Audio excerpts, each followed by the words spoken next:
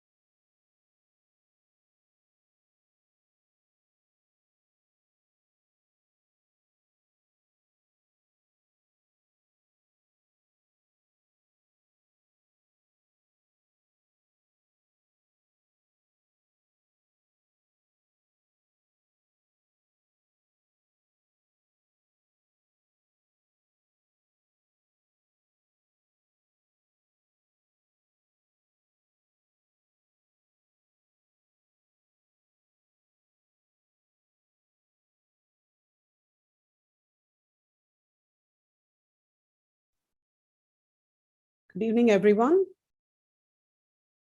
Welcome to the session. We will just start in a couple of minutes.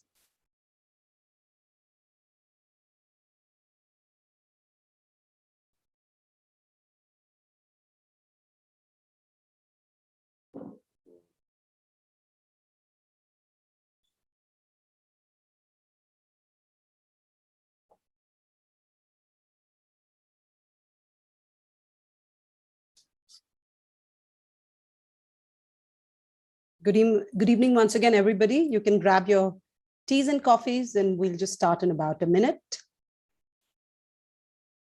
Welcome again, Hira. Thank you, Sharana.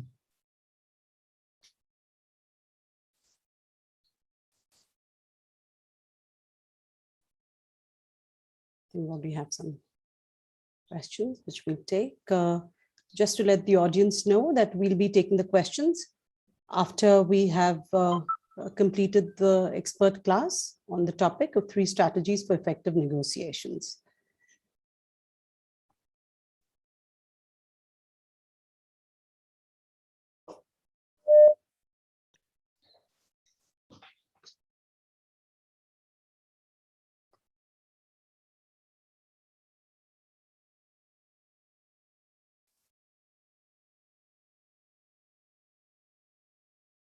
Just wait. We'll give it a couple of minutes. Hira, you okay? Yeah, Just sure, Sharana. a couple of minutes, I guess. People should start joining. It's just 8 o'clock. Okay.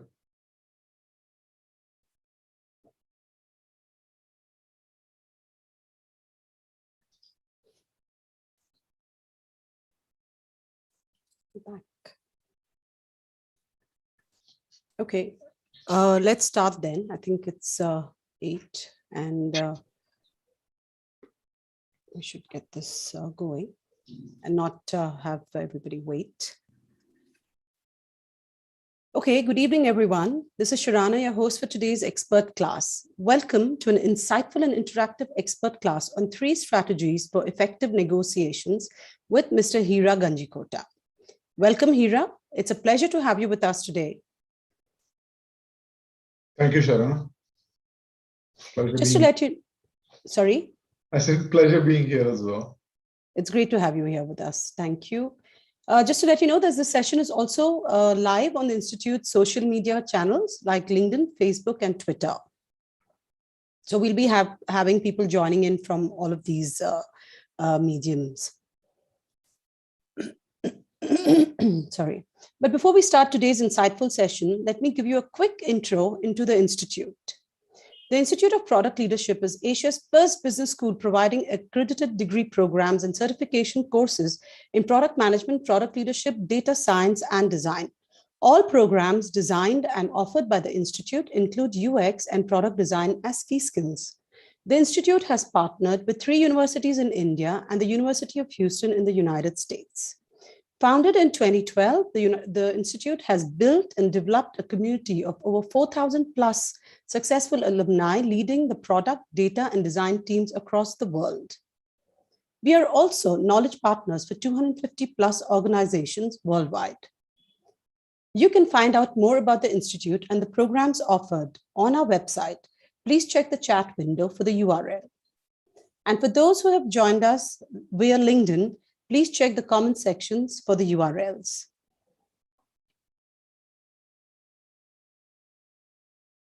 We also have some exciting news for all the attendees tonight. Thanks to the University of Houston, you have an opportunity to avail the prestigious Marshall Scholarship of $350 for the newly launched International Certification in Strategy and Leadership program by the Institute. Go ahead, folks, and scan the QR code to avail this wonderful opportunity. I'll give you a few seconds there to scan the QR code. Please go ahead. To tell you a little bit more on the certification of strategy and leadership, this is an executive leadership program created and curated by industry leaders with case studies, simulations, real-life projects, assignments, and personalized coaching. The program is designed around 5 core courses, one of which is negotiation and conflict management, a very critical skill for business leaders to lead with influence. Folks, if you have any queries, go ahead and scan the QR code to know more about the program and talk to our counselor.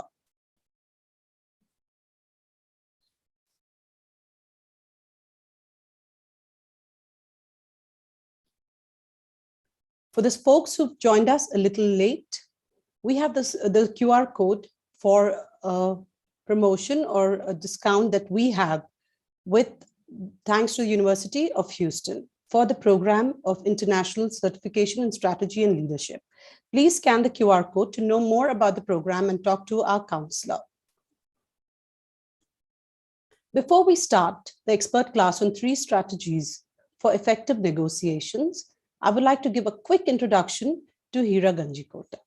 Hira is the founder of Pivot Pipers Coaching and Consulting, LLP.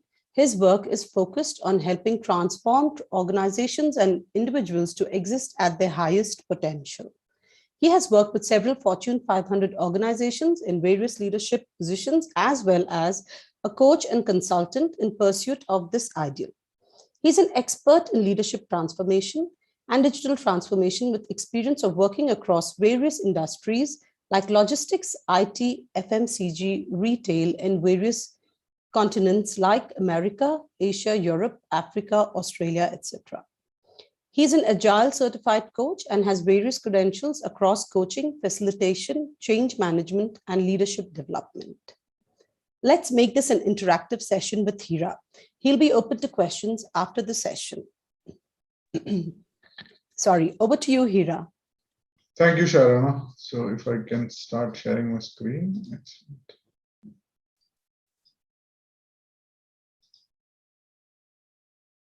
Okay, excellent. Very good evening to everybody and a warm welcome to this session. And this session brings together 2 subjects that are very close to my heart. One is, of course, psychology, and then the whole art of negotiation, that is very critical for our lives in general, and as well as our professional, professional part of the life as well. So welcome to this session on the 3 strategies for effective negotiation. Ability to negotiate and negotiate effectively is one of the most critical weapons I feel any corporate warrior needs to have in their arsenal. Negotiation is a human endeavor, which means it involves a great deal of understanding, connecting, winning over of the other person to make it successful. What we'll be doing today is looking at some of the strategies to make negotiations effective, using tools that were sharpened in the fields of psychology and neuroscience. So let's dive in. So this is a framework, what I call as the 4 C's of negotiation, that I use to help learners hone their skills. And this is something that I've developed over years of negotiating in the corporate world, as well as thinking about how psychology applies to negotiation as well. What I'll be doing is I'll be going deeper to talk about how to be successful in negotiations using the areas of connection, building a relationship with the person you're negotiating with, cause, influencing the parties involved towards your key objectives, and context, avoiding some psychological pitfalls while taking a systemic and global approach to negotiating. I won't be talking about content, which is more about for example, like the BATNA framework or bargaining, etc. So this session is more about connection, cause, and context, and the psychological underpinnings of these three areas.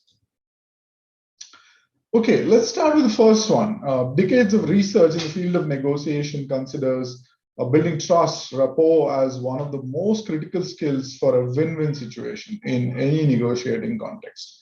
And I consider the skills of listening, mirroring, and labeling as the most important to help build trust and intimacy with whoever you are negotiating on the other side of the table. Listening is probably the most underrated ability in the world. We are taught and positively reinforced to talk, not listen. Most of our life, we are given accolades to talk. We are given, appreciation to talk more than be quiet and listen. But when it comes to negotiation, nothing can be more important than listening carefully to what is being said, and not just in words coming out of someone's mouth, but also from their keyboards. That is stuff written on social media, blogs, company web pages, etc. Because that gives you clues to what is important to that other person, and this can be extremely useful to offer value to that other person while seeking what is valuable to you. When it comes to listening, while conversing, while talking with each other, in my view, there are three important types. One is self-focus. That is, you're focused on yourself. You're focused on what is happening to you when you're listening to the other person. Classic example is somebody is narrating you a funny incident, and then you start thinking, what's a funny incident I've been involved in? And once the person finishes their talk, you start off saying, oh, here's my funny incident, right? So that's a classic focusing on the self. The other is other focus, so focusing on the other. And the third is global listening, focusing on the entire environment. Global listening is probably the most desired in a situation like negotiation. And it happens when you can focus not only on the words, but also the energy of the person, energy of the environment in that context that the negotiation is happening. The reason for that is any shifts that happen in the person or the environment, that they will give you clues to look for changes in the context of the person or the system. And that becomes an important barometer or an important point of view that you can take to figure out, hey, something has shifted, and I'd like to know what that is and how that is relevant to the context. We'll also see how this becomes very important in furthering the objectives of your negotiation, understanding the person and building further trust and intimacy. Also combining good listening skills with questioning to seek clarity and understanding. This goes a long way in building trust. The second one is mirroring. Mirroring is another powerful tactic to gain the other person's confidence. This happens mostly at a subconscious level because of what neuroscience calls as mirror neurons that are in our brain. Apparently, mirror neurons developed over thousands of years for us to look at people around us, imitate them, and make sure we survive as well, because the other people, if they're already there in the context, they've survived and they're thriving. So the more we see the other person to be like us, we unconsciously and subconsciously end up liking them. So when someone says, for example, I can't give you 50% discount because that is too much, and you just mirror the last few words, oh, because it's too much, that has a powerful effect on them to reveal more about the situation. Typically, I've seen when you mirror and use the same language as the other person, they start talking about more about their context, and they reveal more of what they have in mind and why they think, for example, in this case, a particular discount is not possible for them. And then that gives you valuable information you can use to move both the parties towards a win-win. Using more of their language, even mirroring their physical actions and movements has been found to be very effective in creating that connect and rapport. And this creates a sense of bonding, mostly at a subconscious level, that helps build a very strong rapport and relationship. Labeling is another very useful skill in creating the trust and intimacy. And it becomes very useful when you're facing a potentially emotionally explosive situation, and it becomes very useful in diffusing that emotionally explosive situation. This involves calling out what you're seeing. Like, for example, you could say, hey, looks like this made you angry or upset or sad or whatever that is. So you are calling out an emotion as you see it.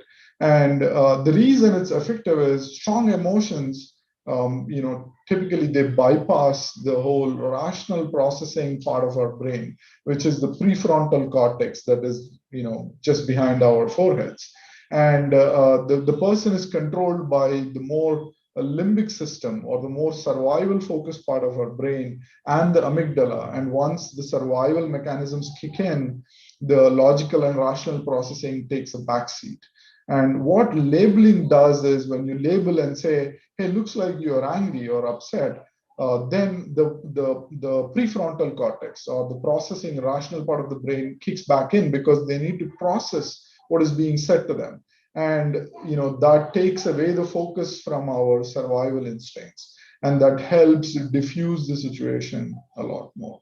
And it also helps in rational decision making, because now you move the person effectively from a potentially explosive situation to a more conversational and rational state of being. So here's a survey for you to take and see where you've used these skills in negotiation. So what you could do is, you can pull out your phones, scan the QR code, or join that link there, slido.com, and enter that code that takes you to the survey, and choose any of the skills or all of the skills that you've used in recent negotiations.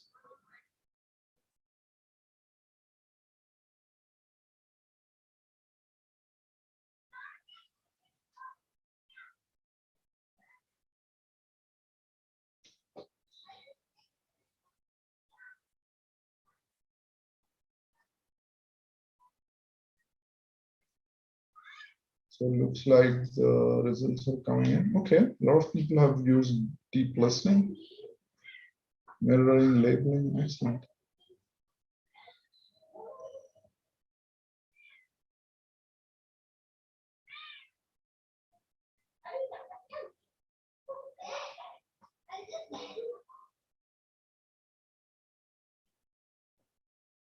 Okay, so looks like there are a lot of folks, a lot of you have used listening as a skill.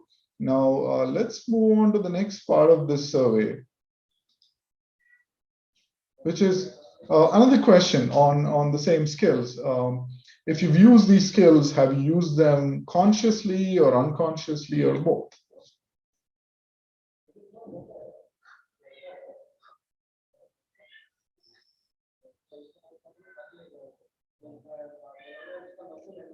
Okay, we have some results coming in. Okay, both.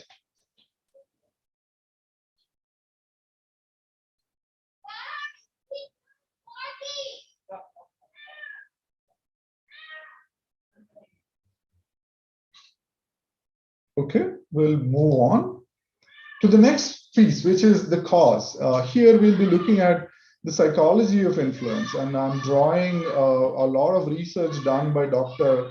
Robert Cialdini in the area of influence, and he mentions 6 areas that are critical to influence. Now that you build the rapport, now you're moving into, okay, I've built the rapport, I've built the relationship, I've built the trust.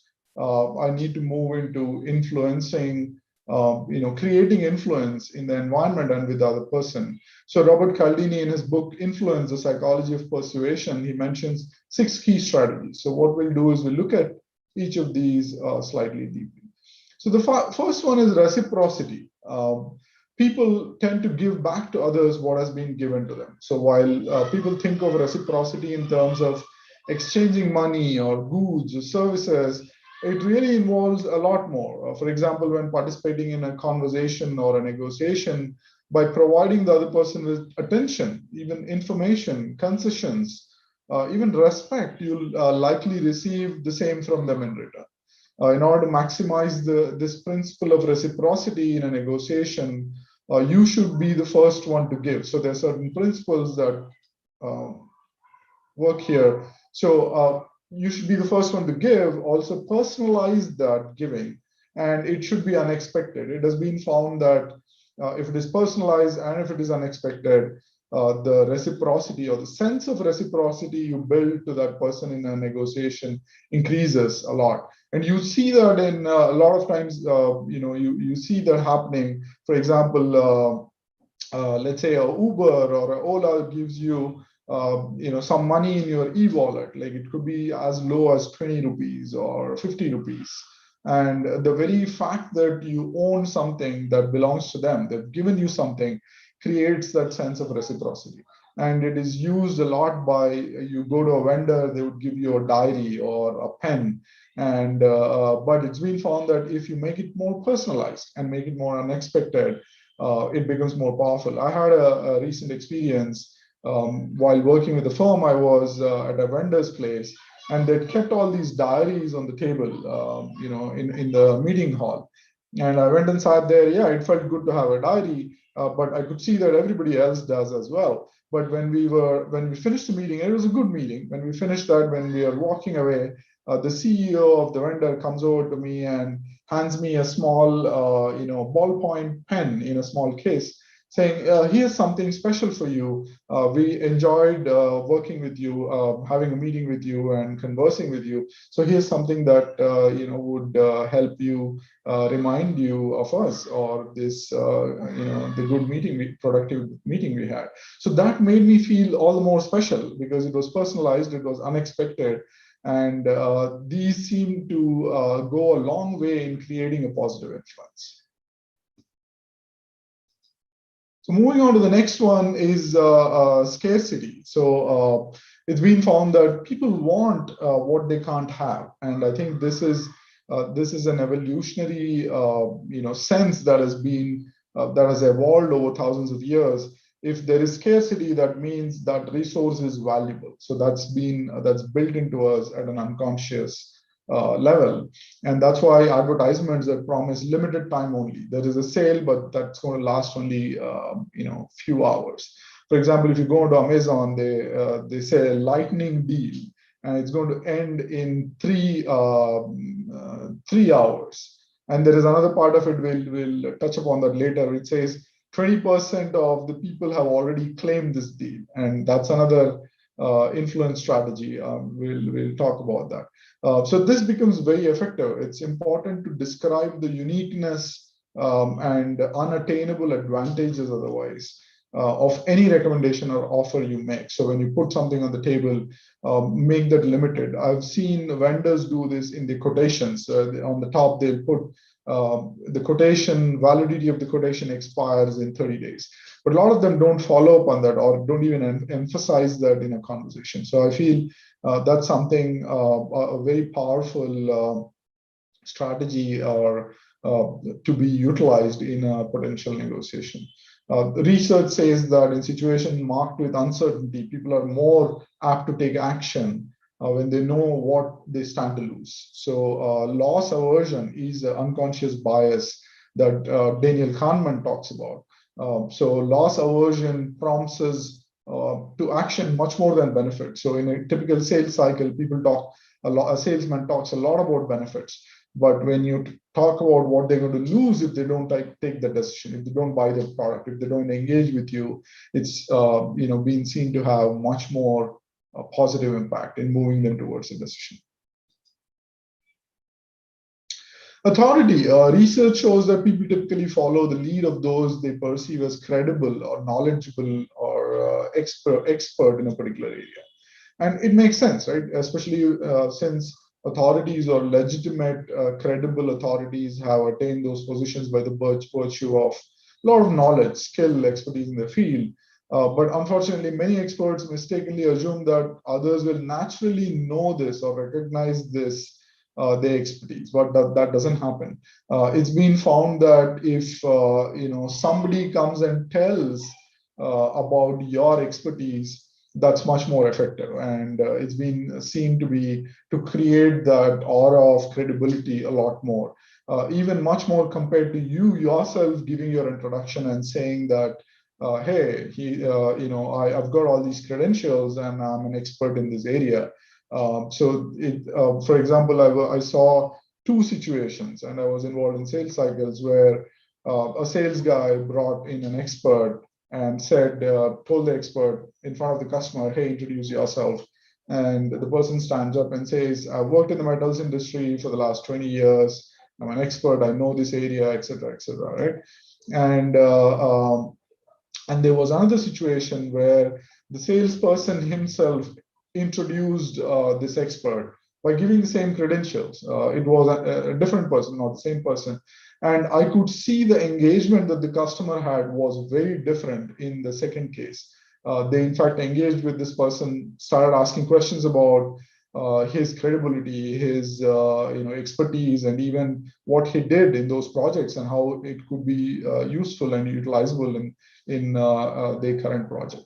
So something to keep in mind when you are projecting credibility in front of, let's say, a customer or another party in negotiation. Consistency. People feel compelled to be consistent in their prior behaviors, opinions, actions, and statement. So this is not consistency of you, but also creating consistency with the other person. So when someone makes a commitment actively and they say that I'm going to do this, it's even more likely they'll follow through with that commitment. I mean, this is the perfect example of a whole industry that is working on this is this industry of personal trainers. I mean, a lot of us know what exercises are available or what workouts are available, and it's easily you can Google it or see it on YouTube. But the authenticity, or rather the consistency of it, increases a lot more when you have a personal trainer and they're going to have you commit to that. And so there's another person involved and you're making that commitment, and even sometimes publicly, and that increases the opportunities that you have to live up to those commitments. So when negotiating, you can activate this consistency principle by recognizing a prior commitment and linking it to your current request. So you could get a prior commitment and link it to the current request that you're making. And the commitment could be to certain values. It could be to, oh, we won't negotiate, we won't do price negotiations very hard, or something like, we're not hard on our vendors, or we have agreed to, extend this relationship into other areas and things like that. Right? So they've made a commitment, and now you can leverage that commitment by invoking the consistency principle. If possible, even you could take that a step further by having those commitments in writing, because people tend to live up to what they write. The more the public commitment is, the stronger pull to related requests. So this is something that works very powerfully in negotiations when you have commitments made during negotiations and that need to be lived up to much later in a sales cycle, or even for example, in a product implementation or during the execution of that sales cycle. Liking. People are much more easily influenced by those they like. But what makes someone like you? I think that's a question that comes up. And like neuroscience and research in psychology tells us there are three important factors that contribute people to like us. One is similarity. We like people who are similar to us. We also like people who tell us that they like us, right? And also we like people who cooperate with us towards mutual goals, common goals. So three things: similar to us, who tell us they like us, and who work with us on mutual goals. Therefore, when negotiating, take the time necessary to locate a genuine shared interests and points of agreement before going into an area, an idea, or a proposal or a recommendation. So, the rapport building time, the time to really find out what their values are and what those overlaps are, is extremely important. So in other words, get to know the people more meaningfully before talking business. Right? And the final one is what we talked about during that Amazon example, consensus, or it's also called social proof. So in that lightning deal, Amazon gives one statistic is, they create scarcity by saying, you're going to lose this deal in 3 hours if you don't act now. The other one is the social proof, which is the saying 20% have already claimed this. So it puts an unconscious pressure on us that, there are people who already claimed it. That means this is a good deal and I need to do that as well. That's because people often heavily rely on others for clues on how to think, feel, and act. And that again comes from our evolutionary biology of wanting to be like other people, because the other people, the group has survived. And that means if I be like the group, if I follow the group, I will survive as well. Hence, the proof of what is correct isn't grounded a lot in facts and statistics, though a lot of us would want to believe that, but in our social environment. So this tendency to look to and follow the lead of similar other people is strongest in situations when there is uncertainty, when there is scarcity. To use social proof in a negotiation, rather than trying to demonstrate it yourself, it's important to first present testimonials from other people. So a lot of times you see how salespeople come and present testimonials. So that's talking to that social proof. So it's important to collect genuine testimonials and use them extensively in communicating to the other person. The more similar the testimonial provider is to, say, the person you're talking to, the stronger your case will be perceived. Again, it's important to bring that forward and upfront rather than wait for the other person to ask about it. So those are the 6 persuasion or influence strategies Cialdini talks about. Now, here's another Slido question to you. What of these strategies have you used in your negotiations? So pull out your phones and you can start clicking by answering this question.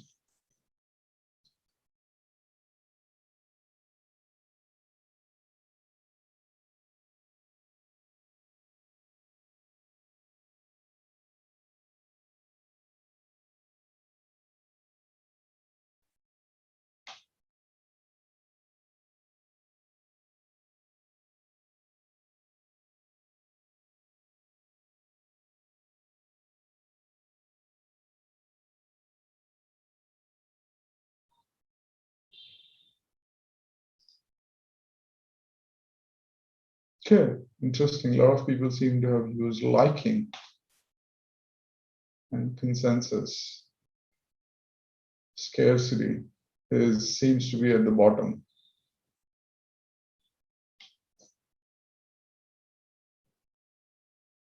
So loss aversion is a very powerful unconscious bias which is built into scarcity.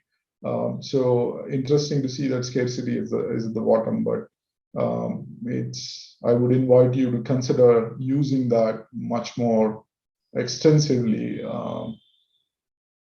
in future negotiations. Okay, let's move on.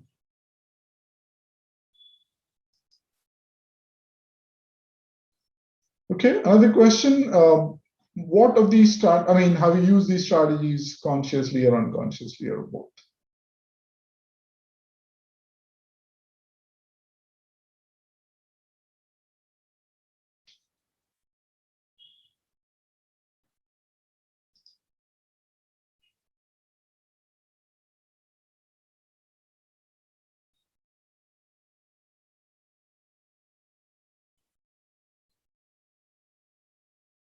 Okay, unconscious seems to be quite a significant number, and that makes sense if you link it to liking, because we are taught to be likable as well, by our environment, by our parents, by our system, and a lot of times it's an unconscious pull to be liked by people. So that kind of seems to connect well with the previous responses. Okay.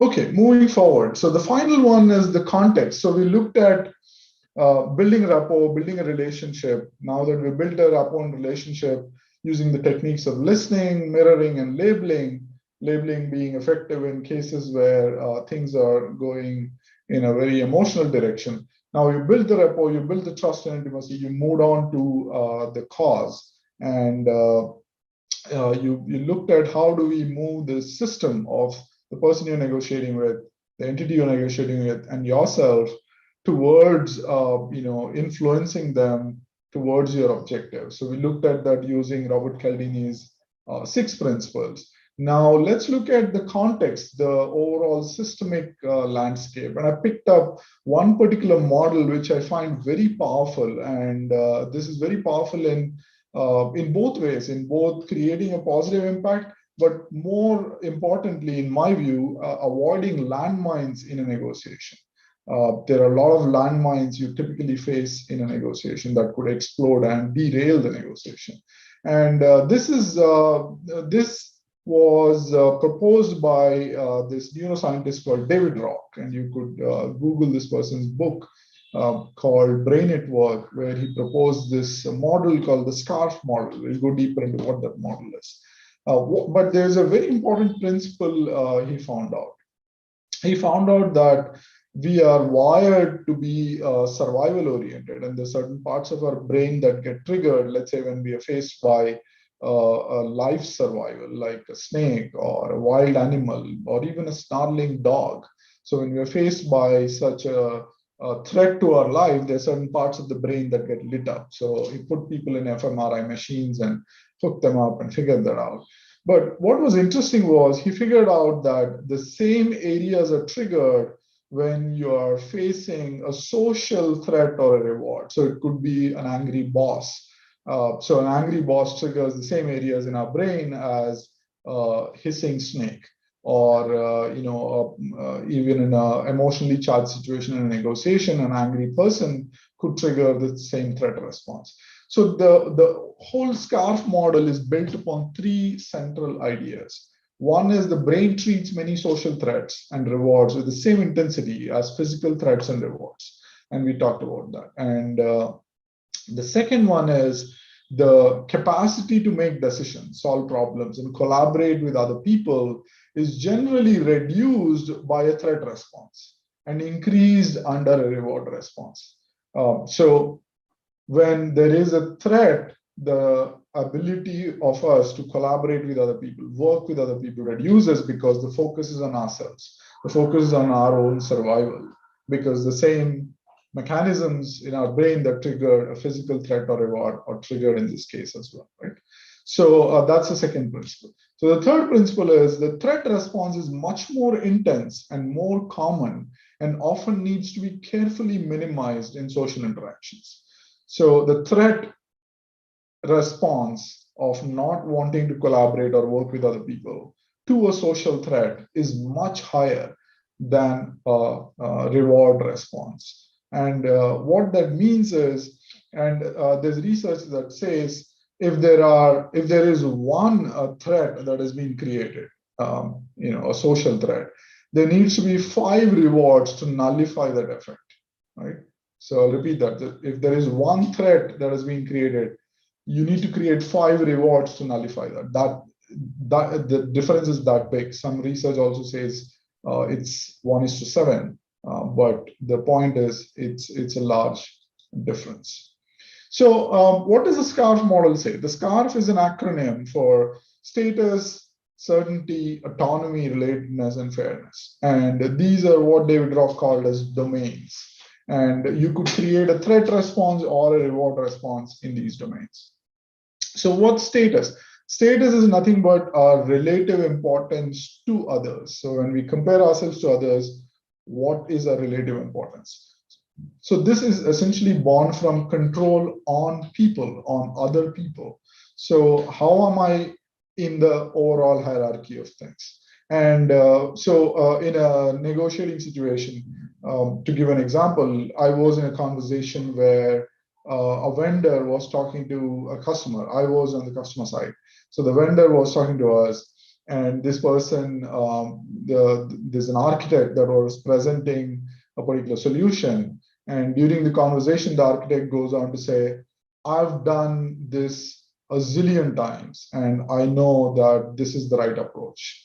And this person was talking about, or rather trying to nullify certain requests that some of the people on our side were trying to make, saying, hey, can this solution do this? So if you see what has happened here is this person has created a hierarchy, a knowledge status hierarchy, saying, I know better than you. And that immediately pissed off the person on our side, and the conversation did not go really well. So these are things that we need to be really careful about. So status threats are very important.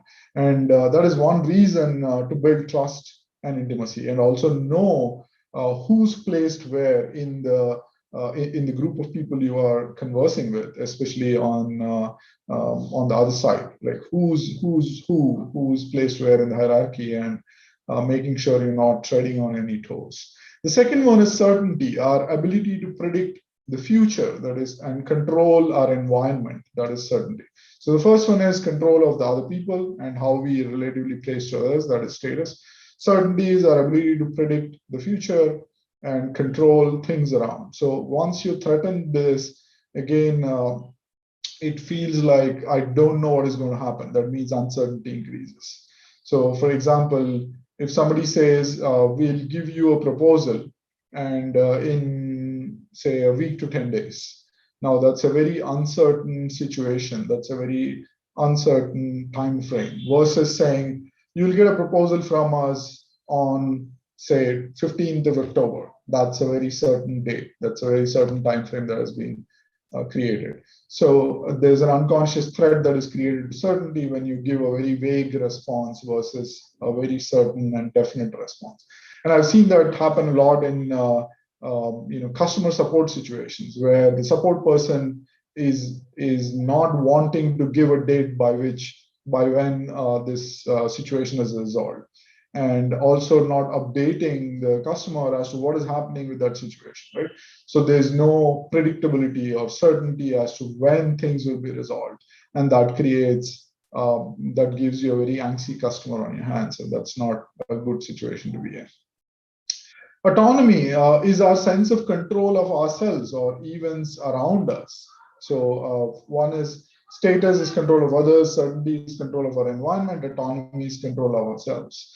So when you tell somebody, hey, I want so-and-so to be done by tomorrow, then you are snatching away the autonomy from the person. You're not giving any choice versus saying, I would need this, but can you tell me when can you give it to me by? So it could be as simple as, we're going to meet tomorrow, but you can choose whether we'll meet at 9 in the morning or 5 in the evening. That also gives a certain sense of choice and autonomy. And that becomes extremely important in negotiations where you are letting the other person choose how they want to proceed instead of dictating the terms or being directive, saying this is what I want, or this is how we are moving forward or not moving forward. That cuts the sense of autonomy, and that becomes a threat, and that becomes very difficult to handle from there. The fourth one is, which we already looked at during the trust and intimacy building, using listening, labeling, and mirroring, that is creating that sense of relatedness. So I won't dwell on that a lot more, but this gives a sense of safety to the others. So creating that sense of safety, trust, and intimacy becomes really important, because then they feel related to you. I saw a situation where I was consulting with a startup, and a vendor who was, another consultant who was working with me came dressed in a tie suit to meet the founder of that startup. And the startup founder is a guy in t-shirt and jeans. And there was I could sense that immediate lack of relatedness. As we saw earlier, relatedness is built by having a sense of similarity and not a sense of difference, right? So that's one important criteria. And finally, and I think this is probably one of the most important aspects, is a sense of fairness. And this is how we perceive other people, how we feel people are reasonable or not with us. in decisions that are involving or concerning us. So a sense of fairness, and also here there is a comparison that happens, especially amongst employees, where somebody comes for a salary negotiation and they're saying, you know what, I see that my peers are getting much more than me. So they're triggering the sense of fairness. The sense of fairness has been threatened, so that needs to be carefully dealt with. So handling these domains, making sure we are prepared to deal with these domains, and also more importantly, making sure in the way we are conversing, in the way we are communicating, in the way we are engaging with the other party, we're not threatening these domains. I would say is a lot more important than creating rewards around these domains. And that's for the simple reason that, like I said, the threat is 5 times or 7 times more powerful than a reward, and it immediately diminishes the ability to be influenced in a negotiation situation, because it creates distraction, it makes a person anxious, and it literally triggers that limbic system again, because they're threatened and the survival instincts get triggered again. Of course, the reward triggers the opposite, a positive, more focused, collaborative mindset. But I would err on the side, or rather be more careful about creating or avoiding threats or threatening situations using the SCARF model. And that is extremely important as you are moving towards very critical areas in a negotiation and very energetically charged areas, for example, bargaining or price negotiation. Those are situations where we lose focus on, or are not very careful about how we are saying things, how we are coming across. And I would say the SCARF model becomes very handy there. It's a very handy tool to avoid any threats to the other party. Okay, here's a Slido question on any recent SCARF threats that you experienced. It could be in a negotiation or otherwise, could be in a conversation, both in a professional or a personal sense. What are the threats you experienced?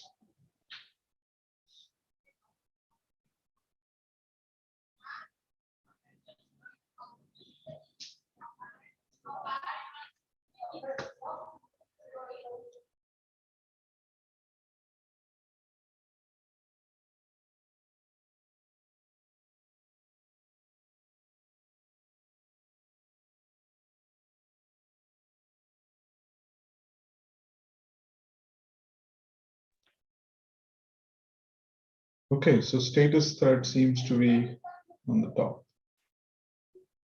Certainty as well.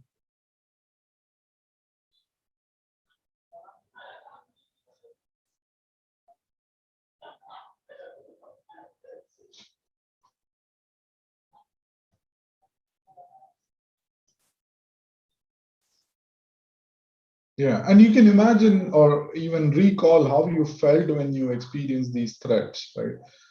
So I would invite you to think about if you experienced that, and if you were, it did not make you feel good, or it made you defensive, or it made you not want to collaborate or work with that person, how important it is for you to also make sure you're avoiding making other people feel threatened in these areas.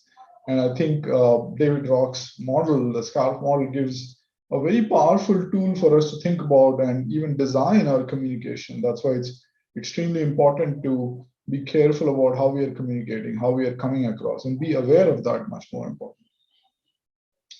Okay, with that, we come to the end of this session. Of course, this is a short session that gives you a food for thought, something to think about, something to go probably do more research on. And in our regular session on negotiation and conflict management, we deal with these areas much more extensively and go deeper into how these can be leveraged in negotiations and conflict situations. So with that, let me stop presenting. And I think, Sharana, we will now have time for questions, right? Yes, Hira. We have a few questions already. We'll just, you're ready to take those. That was a very interesting and insightful session, I must say. And we do have some questions. are you ready to take those? We Yeah. have it So I just right opened here. the Q&A and Yeah, I will read those out for you if you yeah, like. no, I've got it. So let me take a look at that. Okay. So any tips on how to practice these strategies to be more conscious about using them in real-time negotiations? As Sarthak Sharma is asking that. So I think, in my view, it is more about preparing for the negotiation. So the key lies in preparing for a negotiation. A lot of times we don't spend time on preparing for a negotiation, and I talk about this extensively in our classes as well. And also a lot of the negotiation courses are also oriented towards talking about across the table situation. Once the people are in front of each other, right? But I think the key lies in off the table preparation before you come to the table to negotiate. And there you could keep in mind some of these things and design and be conscious of how to communicate. In fact, good negotiators are known to practice some of these in simulated environments, and they simulate and create what if scenarios. So what if this happens? How do I deal with that? What if this particular scenario happens? What are the tools I have? What are the situations and tactics and strategies I have that can be employed in these situations? So I would say, probably 80% of the negotiation happens off the table. I mean, there is this whole concept of, the Japanese sword fighting, where, apparently in a typical kendo sword fighting, the swordsmen spend most of their time in positioning themselves in related to each other and preparing themselves and circling around each other and positioning themselves rather than really fighting with each other. The fighting is very swift and happens within a flash. And I think that's very applicable to a negotiation where a lot of the preparation needs to happen offline. So that would be a big tip I would give for practicing these strategies. So there's another question from Ananti that says, how autonomy affects negotiations if autonomy is about oneself?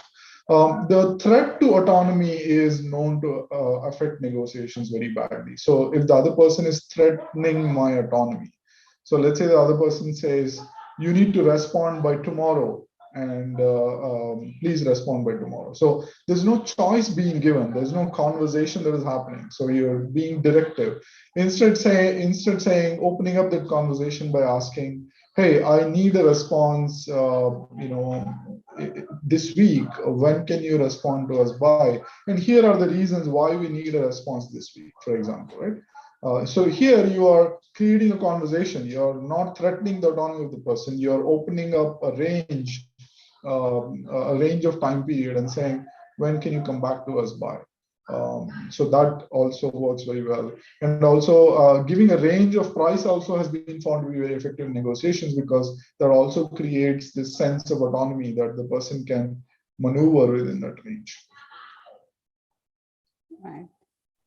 Okay. How do we create scarcity in enterprise software negotiations by Pratul?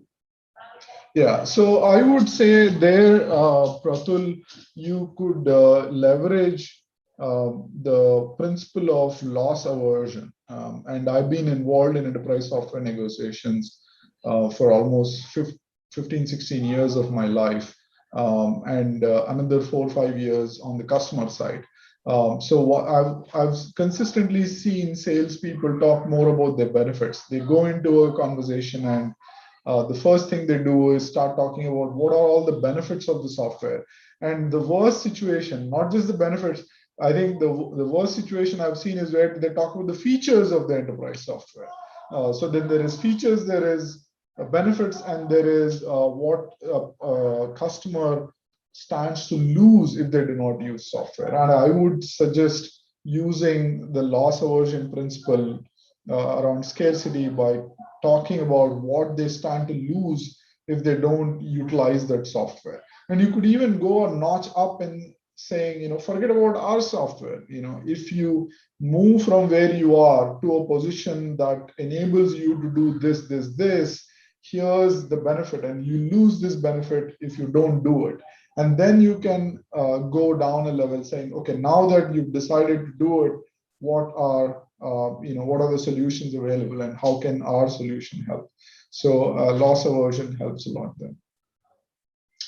There seems to be a question from Vijay Anand.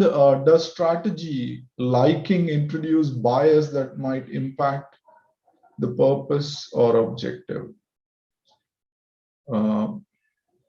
Yeah, I think it's I mean, if I understand this question correctly, the way I'm reading this question is there some kind of bias that liking or similarity of the people where they like each other creates? In fact, I would say it avoids a particular bias. It avoids a negative bias of, I don't like you, hence I don't want to engage with you. And that happens a lot where people say, it's important for me who's saying this. It doesn't matter what is being said. I think that bias gets avoided when you're working on being liked or creating that sense of similarity. And that effect is where the person gives much more importance to who's saying something, irrespective of the content of what is being said. The very first question we had, I think even before we started the session, was how to cross-check emotional thermometer to lead with best flattery question. So I'm not sure about flattery, because I think the dictionary definition of flattery is insincere praise. So I strongly believe that when you're not sincere about something, it leaks out, and the other person can sense it. I mean, we have to remember that all human beings have evolved through thousands of years of evolutionary process, and we are inherently bestowed with certain abilities that will tell us in our gut that something is wrong. The person might not be able to articulate why they're feeling it, but in their gut they can feel, you know what, something is wrong. There is something that is happening that I don't like. And that is something people will respond to, and you will not even know why they've responded to in that way.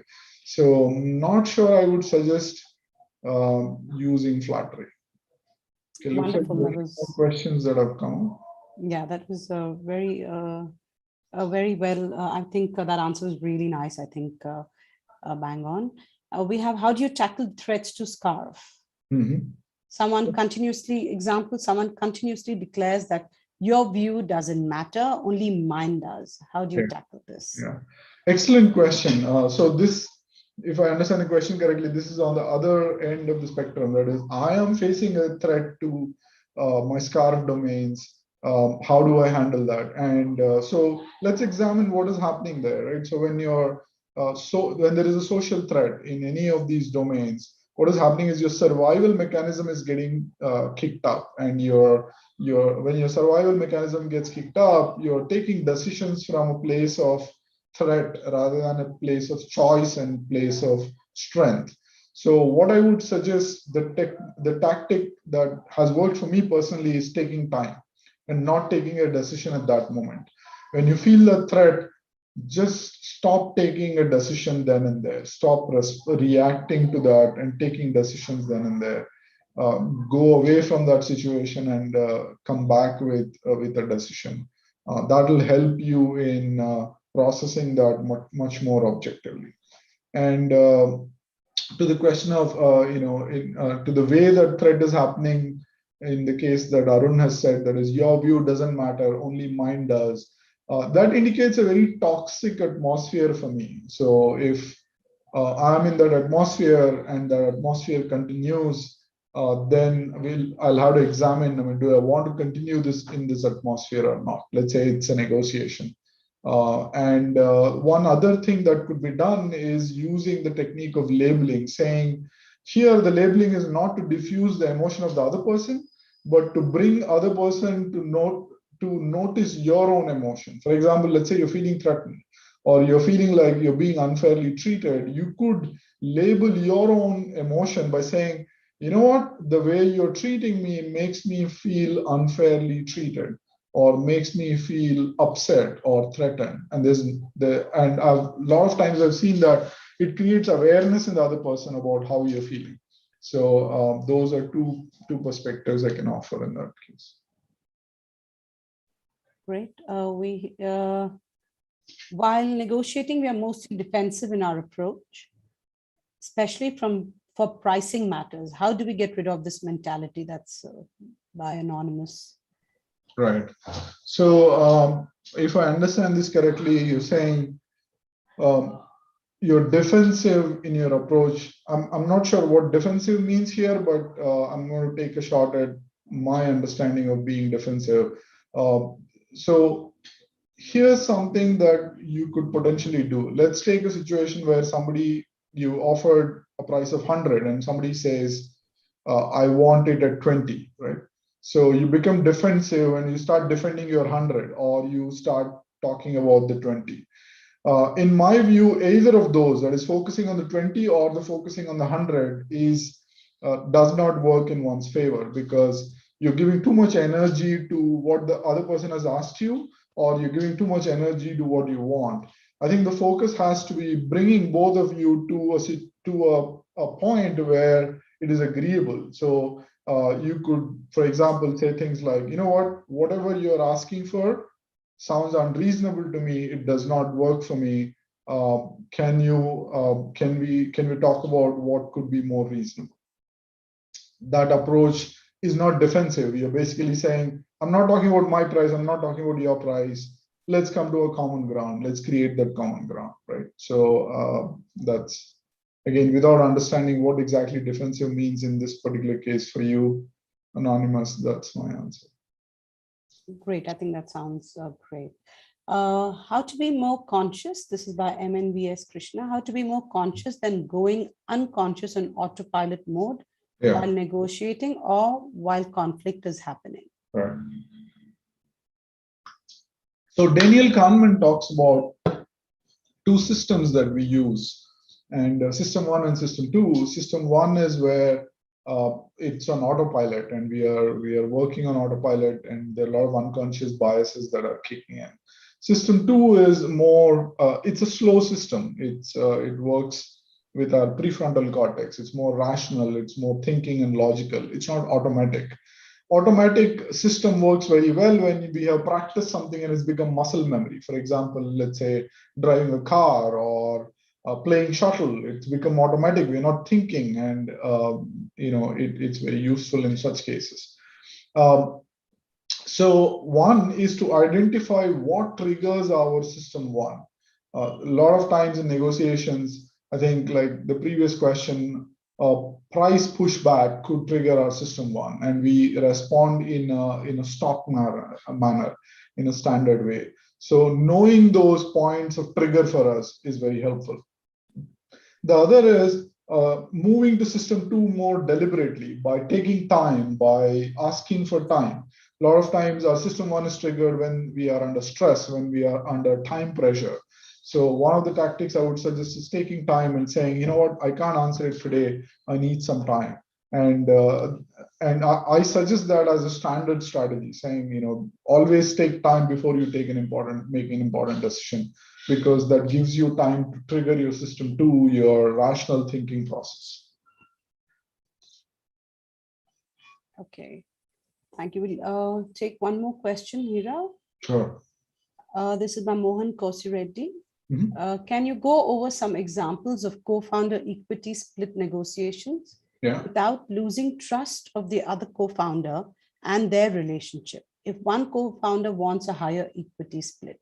Yeah, so this seems to be a very specific situation, Mohan, but I have consulted with certain startups and founders, and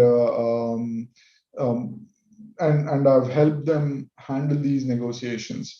And I'm not sure what specific aspect you're looking at, but when I look at your question, what jumps out at me is loss of trust. And I would invite you to look at, what is causing that loss of trust and what is triggering that loss of trust and relationship. So those are the two words that are jumping out at me. So I think there is some value in examining where is the current level of trust, where is the current level of relationship, and what in the negotiation or equity split that is being demanded or asked for is affecting that trust and relationship. So there seems to be something there that you could look at, is what I can offer. Great. I think we'll take one last question in the interest of time. I don't know if you've already taken this, Sarthak Sharma. Any tips on how to practice these strategies? Yeah, I've already answered that. Yeah, you did. All right. Then I think there's somebody, Ashwin Prabhu, has asked, while doing remote sales, are there any newer strategies that go beyond what has been talked about so far? This is an excellent question. I think a lot of people are doing remote sales now. So what happens in a remote sales? It's interesting to note that in a remote sales situation, the amount of time you have, the amount of opportunity you have to build a relationship is what gets affected. Because you don't have an opportunity to sit across the table, to have a small talk, or to go have a coffee or a lunch or a dinner and build that relationship. That's the one that gets impacted the most. So I would say focus heavily on relationship building, focus heavily on listening and studying what the values of the other person are or other party are. And there are tools that I talk about and I coach people on. Things like value mining, figuring out value system of the other person, what is important for them becomes really important. And again, questioning or honing your skill of questioning becomes really important in figuring out who they are, what is important for them, what is more valuable for them, and building that relationship, building that trust.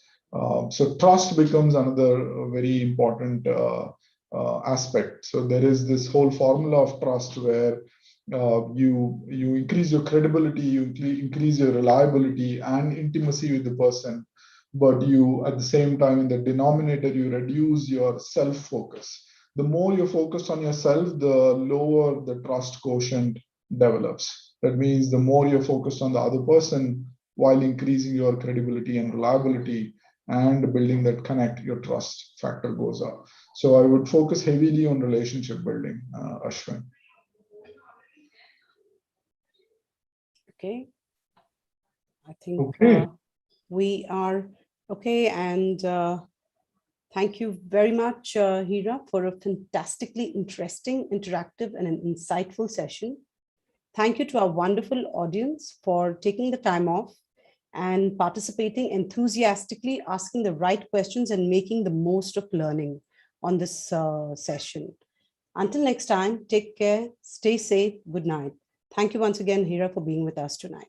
Thank you, everyone, for this session and an opportunity to share my thoughts. Bye-bye. Bye-bye. Good night, everybody. Stay safe.